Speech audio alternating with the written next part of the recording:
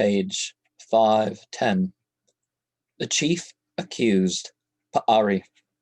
He was a royal scribe of the harem for the service of the women's house. He is brought up because of the crime of the women of the women's house. He had been an ear witness in the midst of them without having given information of it. They set him before the counselors to be judged. They found him guilty. They laid him down where he stood. He died by his own hand, page 6-1. There are the persons who received their punishment and had their noses and their ears cut off because they had in fact neglected to give full evidence in their dispositions. The women had arrived and had reached the place where these were. They kept a beer house there, and they were in league with Pa'as. Their crime was thus expiated. 2. The chief culprit, Pa Bast, he was a counselor. His punishment was accomplished on him. He died by his own hand. 3. The chief culprit, Ma'e, he was scribe in the chancery.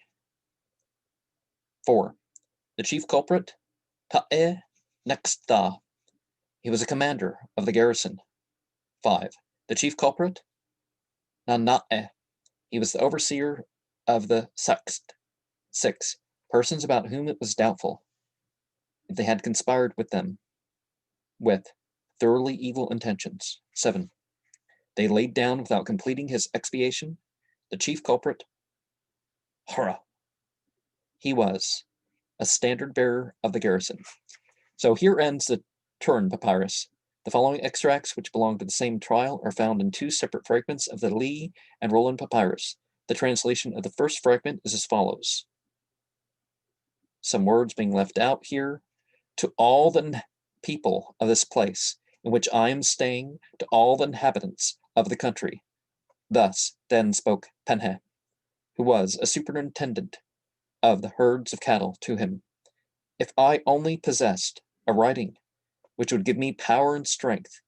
Then he gave him a writing from the rolls of the books of Ra-Masu III, who was considered a great lord, his great god. Then there came upon him a divine magic, an enchantment for men. He reached thereby the side of the women's house, and into that other great and deep place. He formed human figures of wax, with the intention of having them carried in by the hand of the land surveyor Adaroma, to alienate the mind of one of the girls and to bewitch the others. Some of the discourses were carried in and others were brought out. Now, however, he was brought to trial on account of them, and there was found in them incitation to all kinds of wickedness and all kinds of villainy, which it was his intention to have done. It was true that he had done all this in connection with the other chief culprits who, like him, were without a male entity or a female entity to worship. They inflicted upon him the great punishment of death, such as the holy writings pronounced against him.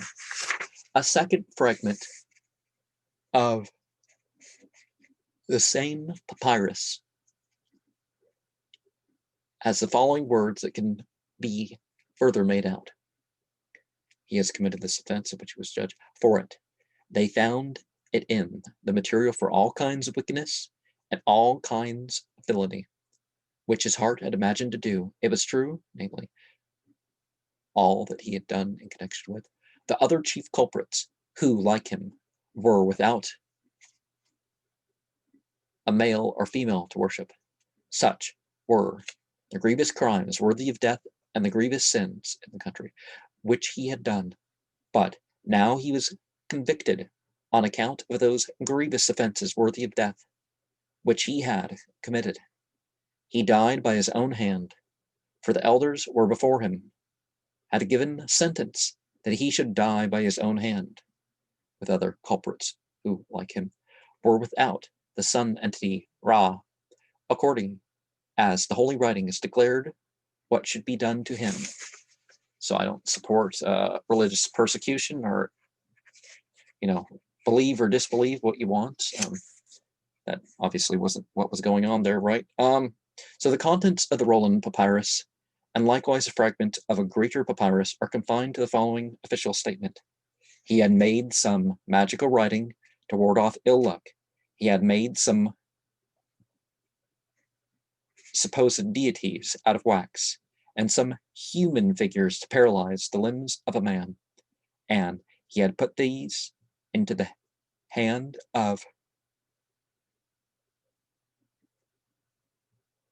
Beka Kamen through the sun entity Ra did not permit that he should accomplish this, either he or the superintendent of the house or the other chief culprits, because he said, let them go forward with it, that they may furnish grounds for proceeding against them. Thus, had he attempted to complete the shameful deeds which he had prepared, without the sun entity Ra having granted them actual success, he was brought to trial, and they found out that the real facts, consisting in all kinds of crime and all sorts of villainy, which his heart had imagined to do. It was true that he had proposed to do all this in concert with all the chief culprits who were like him. This was a grievous crime worthy of death, and grievous wickedness for the land which he had committed. But they found out the grievous crime worthy of death which he had committed. He died by his own hand. The wife of Ra-Masu bore beside her Egyptian appellation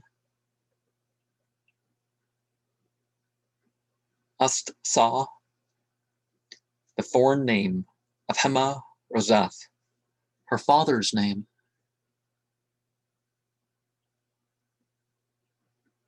Hebuan Rosanath has nothing of an Egyptian sound, so that it is possible that Pharaoh brought home a foreign princess as his wife. The subjoined list of his sons is from the Temple of Victory at Medinet Habu. So we have 10 here. And 1 through 4. Oh, okay. Well,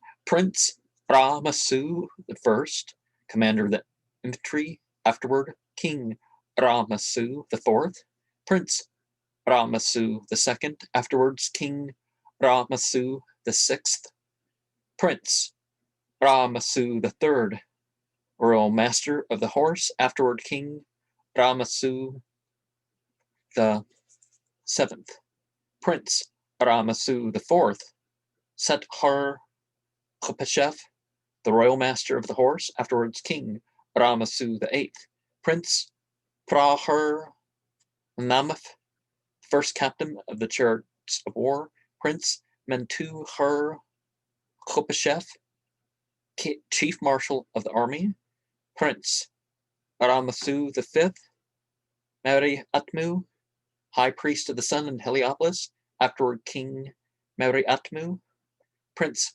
Ra-Masu the sixth, Kamoas, high priest of Ptah Sakar in Memphis, Prince Ra-Masu the seventh, Imenhar Khopeshef, Prince Ra-Masu the eighth, Marie Yemen.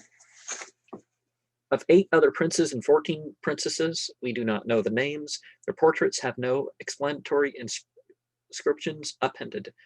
Among the contemporaries of the king were Bast, the Theban chief prince of Yemen. After the example of his predecessors, Ra-Masu the third prepared his sepulchre in the Valley of the Royal Tombs. It is remarkable only for a range of side chambers in which, among other things, the possessions of the king, such as weapons, household furniture, and so forth, are represented in colored pictures. After the death of Ramses Sinitas, the eldest of the sons. Ra-Masu the fourth, Hak-Ma'at, so around 1166 BCE, ascended the throne according to the rock inscriptions of the valleys of Hamamat. This Ra-Masu took special pleasure in the exploration of the desert mountain valleys on the Arabian side of Egypt. Under the pretext of searching there for stones suitable for monuments, the most distinguished Egyptians were sent away to those gloomy regions, subjoined as a literal translation of the historical contents of a rock tablet of the 3rd year of his reign, and which will give an idea of the number of officials and workmen who, in the 12th century before our era, gave life to those wild valleys. The memorial tablet begins with the date of the 27th Pani in the 3rd year of the reign of King Ra-Masu IV. After the usual official flatteries, for that king had laid waste in lands and plundered the inhabitants in their valleys, it continues. Good times were in Egypt, as in those of the sun entity Ra in his kingdom, for this divine benefactor was like the entity Shahota on account of the keeping of the laws. Leaving some out here. They left some out. Crimes had increased, but the lies were put down, and the land was restored to a peaceful state. In the time of his reign, he prepared joy for Egypt 100,000-fold. His heart watched to seek out something good for his father, Har of Coptus, the creator of his body. He caused to be opened for him an entrance to the Holy Land, which was not known before because of the existing road to it was too distinct for all the people, and the memory was not sufficient to discover it. Then the king considered in his mind, like the father Hur, the son of Ast, saw how he might lay down a road to reach the place at his pleasure. He made a circuit through the splendid mountain land for the creation of the monuments for granite for his father and for his ancestors, and for the male entities and the female entities who were the lords of Egypt. He set up a memorial tablet on the summit of this mountain, inscribed with the full name of King Ra-Masu. 11. Then did the king give directions, the scribe of the holy sciences, Ra-Masu Aktuheb, and to the scribe of Pharaoh, Hra, and to the seer, Usanma'at Ra-Nakstu, of the temple of Emsuhar, of Ast-Sa, and Coptus, to seek a suitable site for, 12, a temple on the mountain of Bukan. When they had gone thither, they found the fit place, which was very good. There were great quarries of granite. And the king issued a command and gave directions to the chief priests of Yemen and the chief architect. 13. Ra-Masu Naktu, to bring such monuments to Egypt. These are the distinguished counselors who were in his company, namely, the royal counselor Usur-Ma'at Ra-Sepper,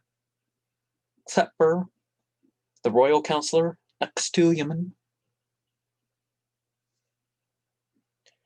and Adon Ka-Mather of the warriors, the treasurer Ka-Mather, the superintendent of the quarry, Prince Yemen-Mas of the city, Thebes, superintendent of the quarry and overseer of the holy herds, Bek and Kansu of the temple of Usmar-at Ra-Mari, Yemen, the colonel of the war chariots next to Yemen of the court, the scribe of the enlistment warriors, Suanar, 15, the scribe of the Adon of the warriors, Ra-Masu next to 20 scribes of the warriors, 20 super officials of the court administration, the colonel of the marshal's men of the warriors, Ka-Ma'at Anar, 20 marshal's men of the warriors, 16, 50 captains of the 2 horse chariots, 50 superiors of the seers, superintendents of the holy animals, seers, scribes, and land surveyors,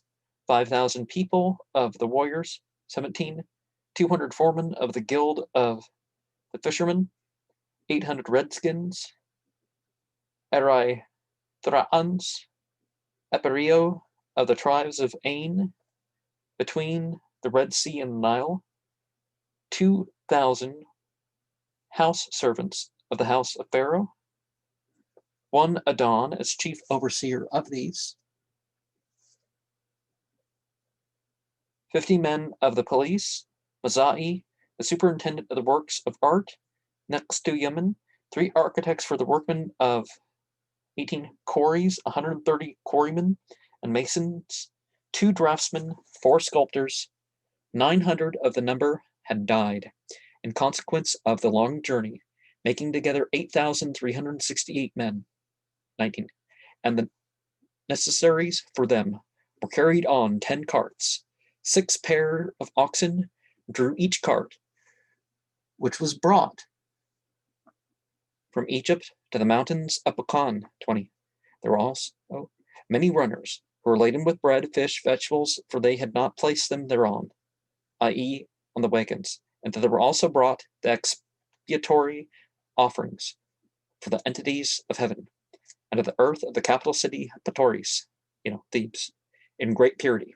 After some unintelligible and half obliterated words, the conclusion of the inscription follows, line 21. And the priest made an offering. The oxen were slain, the calves were killed, the incense steamed heavenward, wine flowed as if in rivers, and there was no end of the mead in that place. The singers were raised to their song. This was made the holy offering to Yemen, to Hur, to Ast, to Yemen, to Mut, to Khansu, and to others thought to be divinities, the lords of these mountains. Their heart was joyful. They received the gifts, which may they requite with millions of 30 years' feasts of jubilee to their dear son, King Ramasu, the dispenser of life forever, with the exception of some additions to the temple erected by his father, to Khonsu of Thebes, and some insignificant sculptures on the walls and columns of the great temple of Yemen at Apt. The memory of this king has not been preserved in any remarkable manner. That his rule over Egypt was contested by a claimant to the throne who was beyond the immediate family of Ramasu III is proved by the name of his successor, Ramasu V, whose sepulchral chamber in the valley of Biban el Moluk was appropriated by Ramasu VI after he had substituted his own names for those of his hated rival. What this Ramasu V thought of himself is proved by the contents of his rock tablet at Silsilis, which contains absolutely nothing of historical value, and I don't know about that, but we don't see it listed here.